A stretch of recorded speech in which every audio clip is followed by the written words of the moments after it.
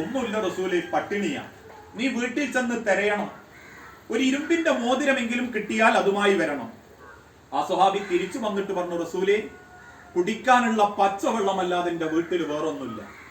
ഉടനെ അള്ളാന്റെ റസൂല് ചോദിച്ചു, നിനക്ക് അള്ളാന്റെ വിശുദ്ധ ഖുർആനിൽ നിന്ന് എത്ര ആയത്ത് മനപ്പാഠം അറിയാം? ഇത്ര ആയത്തറിയാം. ശരി, അത് അവൾക്ക് പഠിപ്പിച്ചു കൊടുക്കുക എന്ന മഹറിന്റെ ധാരണയിൽ അവളെ ഞാൻ നിനക്ക് വിവാഹം ചെയ്തു തന്നിരിക്കുന്നു. 2 സാക്ഷികളുടെ മധ്യത്തിൽ ആ പെണ്ണിനെ അയാൾക്ക് കല്യാണം കഴിച്ചു കൊടുത്തു. ആ പെണ്ണിനെ കുട്ടി അയാൾ മടങ്ങി. ഇത്ര ലളിതായിരുന്നു ഇസ്ലാമിലെ കല്യാണം. റസൂലുള്ളാന്റെ കൂടെ എല്ലാ വക്തിനും മദീനത്തെ പള്ളിയിൽ ഉണ്ടാകുന്ന ഒരു സ്വഹാബി. റസൂലുള്ള എന്ത് കുത്തുബ പറഞ്ഞാലും ഒന്നാമത്തെ സഫിലുള്ള ഒരു സ്വഹാബി. ആ സ്വഹാബിയുടെ വസ്ത്രത്തിൽ ഒരു സുബഹി നിസ്കരിച്ച് എഴുന്നേറ്റ് പോകുമ്പോ ആ വസ്ത്രത്തിൽ ഒരു മഞ്ഞ കളർ കണ്ടു റസൂലുള്ള. ആ സ്വഹാബിയോട് ചോദിച്ചു, എന്താ ഒരു മഞ്ഞ കളറൊക്കെ? അദ്ദേഹം പറഞ്ഞു, റസൂലെ, ഇന്നലെ എന്റെ കല്യാണമായിരുന്നു. 5 വക്തിനും ആ പള്ളിയിൽ ആ സ്വഹാബി ഉണ്ട്, റസൂലും ഉണ്ട്. ഏത് ഖുതുബ പറഞ്ഞാലും ആ സദസ്സിൽ ആ സ്വഹാബി ഉണ്ട്. അദ്ദേഹത്തിന്റെ കല്യാണം അള്ളാന്റെ റസൂൽ അറിഞ്ഞിട്ടില്ല. ഇത്ര ലളിതായിരുന്നു കല്യാണം. പക്ഷെ കാലക്രമേണ ഓരോ വാപ്പാർക്കും പൈസ കൂടിയപ്പോ ഓർക്ക് തോന്നി എന്തെങ്കിലുമൊക്കെ കുറെ കാണിക്കണം കല്യാണത്തിൽ. അവനാന്റെ ഈഗോയും പണത്തിന്റെ വലുപ്പവും പൊങ്ങച്ചോ ഒക്കെ കാണിക്കാൻ കല്യാണം വേദിയായി മാറി.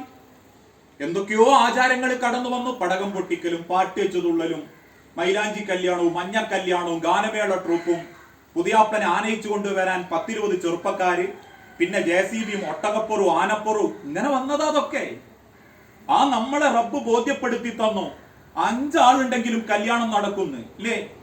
ഈ കഴിഞ്ഞ ഫെബ്രുവരി മാസം വരെ സ്വപ്നം കണ്ടിട്ടില്ല നമ്മളാരും ഒരു 5 ആളെ വെച്ച് നിക്കാഹ് നടത്തുന്നത്. ആ നമ്മളെ കൊണ്ട് റബ്ബ് പഠിപ്പിച്ചു, 5 ആളെ വെച്ച് നടത്തിയാലും കല്യാണം ഹലാല. ഭക്ഷണത്തിന്റെ വില എന്താന്ന് റബ്ബ് അറിയിച്ചെന്നില്ലേ? വീട്ടിൽ എത്രമാത്രം തിന്നാനുണ്ടെങ്കിലും പോരാ നമ്മളെ മക്കൾക്ക്. റോട്ടിന്റെ സൈഡിൽ നിന്ന് കരിച്ചതും പൊരിച്ചതും 1000-ന് തിന്ന് 100 ടിപ്പും കൊടുത്ത് തിരിച്ചു വരുന്ന സമ്പ്രദായത്തിൽ നിന്ന് അവനാന്റെ തൊടിയിലെ പ്ലാവിലെ ചക്കക്കും ചേനക്കും ചേമ്പിനും മധുരണ്ടെന്ന് നമ്മളെ മക്കളെ റബ്ബ് അറിയിച്ചു തന്നു.